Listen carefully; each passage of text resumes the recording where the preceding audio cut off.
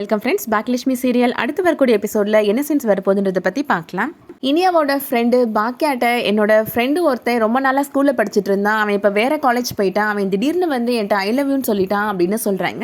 என்ன பண்ணுறதுனே தெரியல அப்படின்னு சொல்லி ரொம்ப அப்செட்டாக சொல்லிட்டு இருக்கிறாங்க. பாக்கியா சொல்கிறாங்க, வேறு ஒன்றும் இல்லை, நீ எப்போதும் கூட இருந்துட்டு இப்போ நீ பிரிஞ்சதும் அவன் உன்னை மிஸ் பண்ணுறான், அதை அவன் லவ் பண்ணுறேன்னு தப்பாக எடுத்துக்கிட்டான் போல அப்படின்னு சொல்கிறாங்க பாக்கியா.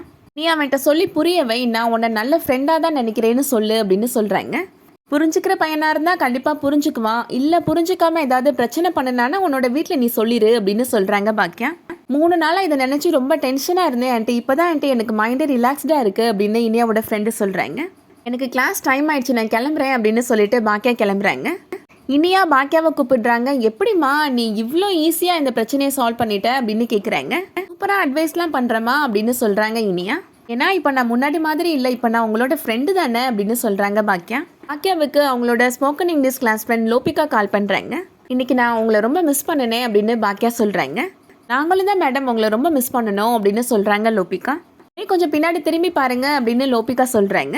பார்த்தா லோபிகாவும் பழனிசாமியும் பாக்கியாவை பார்க்கறதுக்காக அவங்களோட காலேஜுக்கே வந்திருக்கிறாங்க. பழனிசாமி சார் தான் இன்றைக்கி கிளாஸில் நடந்ததை மேடமை பார்த்து நேராக சொல்லி கொடுத்துடலான்னு வந்தார் அப்படின்னு லோபிகா சொல்கிறாங்க. பழனிசாமியும் கிளாஸில் என்ன சொல்லி கொடுத்தாங்க அப்படின்னு பாக்கியாவுக்கு டீச் பண்ணிட்டு இருக்கிறாரு. அந்த டைமில் இப்போது செல்வி கால் பண்ணுறாங்க பாக்கியாவுக்கு. கேண்டீனில் ஒரு பிரச்சனை ஆயிடுச்சுக்கா, நீ உடனே கிளம்பி வாக்கா அப்படின்னு சொல்கிறாங்க. என்ன பிரச்சனை சொல்லு செல்வி அப்படின்னு பாக்கியா கேட்குறாங்க. நீ நேராக வாக்கா அப்படின்னு சொல்லிட்டு ஃபோனை கட் பண்ணிடுறாங்க செல்வி. பாக்கியாவுமே ரொம்ப பதறி போயிடுறாங்க. என்ன பிரச்சனைன்னு கேட்டால் சொல்லவே மாட்டேன்றா அப்படின்னு சொல்கிறாங்க பழனிசாமிகிட்ட. சரி நம்ம உடனே கிளம்பி போகலாம் அப்படின்னு பழனிசாமி சொல்கிறாரு. பழனிசாமி, பாக்கியா, லோபிகா 3 பேருமே இப்போது கேண்டீன் கிளம்பி போகிறாங்க.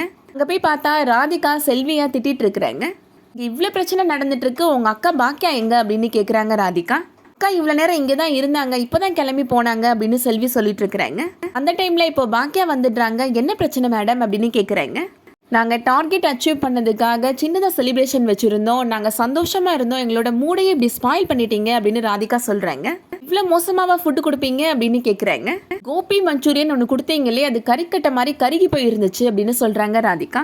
ரைத்தான்னு ஒன்று கொடுத்தீங்களே, அதை வாயிலே வைக்க முடியல, அவ்வளோ ஒரு உப்பாக இருந்துச்சு அப்படின்னு சொல்கிறாங்க ராதிகா. கான்ட்ராக்ட் வாங்குறப்ப என்ன சொன்னீங்க, அப்படியே உலகத்தையே திருப்பி போட்டுருவேன்னு சொன்னீங்க அப்படின்னு ராதிகா கேட்குறாங்க. நான் கோடீஸ்வரன் சார்ட்டெல்லாம் பேசியாச்சு, இன்றைக்கி தான் நீங்கள் இந்த கேன்டீனில் இருக்கிற கடைசி நாள், உங்களோட ஜாமான்லாம் எடுத்து கிளம்புங்க அப்படின்னு சொல்லிடுறாங்க ராதிகா.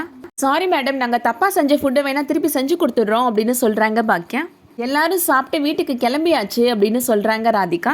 மன்னிச்சிருங்க மேடம், இனிமேல் இந்த மாதிரி தப்பு நடக்காமல் பார்த்துக்குறோம் அப்படின்னு பாக்கியா சொல்கிறாங்க. இனிமேல் தப்பு நடக்காமல் பார்த்துப்பீங்களா, அதுக்கு நீங்கள் இந்த கேன்டீனில் இருந்தால் தானே அப்படின்னு ராதிகா சொல்கிறாங்க. உங்களை விட பொறுப்பாக கேன்டீனை கவனிச்சிக்கிற ஆட்கள்லாம் எங்களுக்கு கிடைப்பாங்க, நீங்கள் இடத்த காலி பண்ணுங்க அப்படின்னு சொல்லிட்டு போயிடுறாங்க ராதிகா.